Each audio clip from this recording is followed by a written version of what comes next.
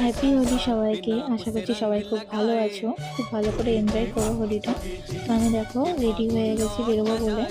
তো আমরা বেরিয়ে পড়েছি। আসার কথা ছিল 10:30টার সময়, এসেছে 11টার সময়। যাই হোক, তো আমরা ফার্স্টেই চলে যাচ্ছিলাম রং কেনার জন্য, কারণ আমরা সময় পাইনি রং কেনার জন্য। তাই আমরা রং কিনতে যাচ্ছিলাম।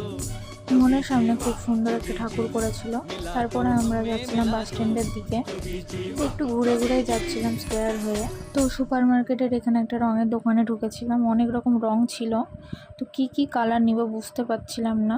তারপর অনেকক্ষণ পছন্দ করার পরে এই কটা কালার নিয়েছিলাম। তার সাথে এই কুমকুম বেলুনটাও দিয়েছিল ফ্রিতে। তারপর আমরা রং টং কেনার পরে একটু গঙ্গাধারের রাস্তা দিয়ে যাচ্ছিলাম। তো সবাই মোটামুটি রং মেখেছিল আর অনেক ভিড় ছিল। আমরাই মনে হয় একমাত্র রং মাখাইনি, বাকি সবাইকে যাকেই দেখছি যে সবাই চারিদিকে রং মেখে ঘুরে বেড়াচ্ছিল। তারপর আমরা বাড়ির দিকে চলে যাই। আর যেতে যেতে এখানে স্বর্ণময়ীতে এই ঠাকুরটা করেছিল, ঠাকুরটা খুবই কিউট করেছিল। তো আমি একটু দাঁড়িয়ে ছবি তুললাম। তো বাড়ি আসার পর দেখলাম এখানে আমার দিদির ছেলে এসেছে। তো আমার বাবাকে এখানে রং মাখাচ্ছে ও, আমাদেরকে সবাইকে রং মাখানোর জন্য এসেছিল।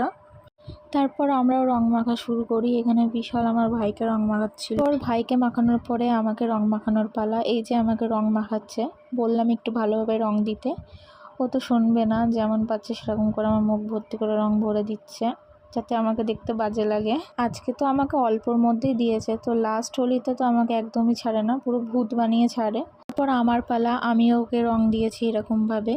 ও যেরকমভাবে আমাকে দিয়েছে আমিও ওকে ওরকমভাবে সাজিয়ে কুচিয়ে এরকম করে লাল রং, হলুদ রং এরকম করে গোটা মুখে মাখিয়েছি।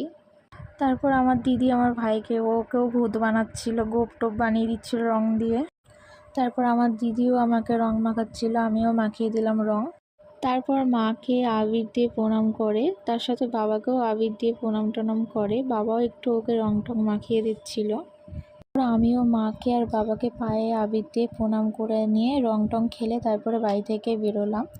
তো প্রত্যেক বছরই আমি বাবা মাকে পায়ে রং টং দিয়ে তারপরে বাড়ি থেকে বেরোই। দেন রং খেলার পরে আমরা বেরোবো। তো দেখছি বাড়ির সামনে কাজ হচ্ছিল রাস্তার, আমার ভাই ওই দিক দিয়ে চলে গেল। তারপর আর কোনো ভিডিও ক্লিপ নেওয়া হয়নি। তো একটু ঘুরে আমরা বাড়ি চলে এসেছিলাম।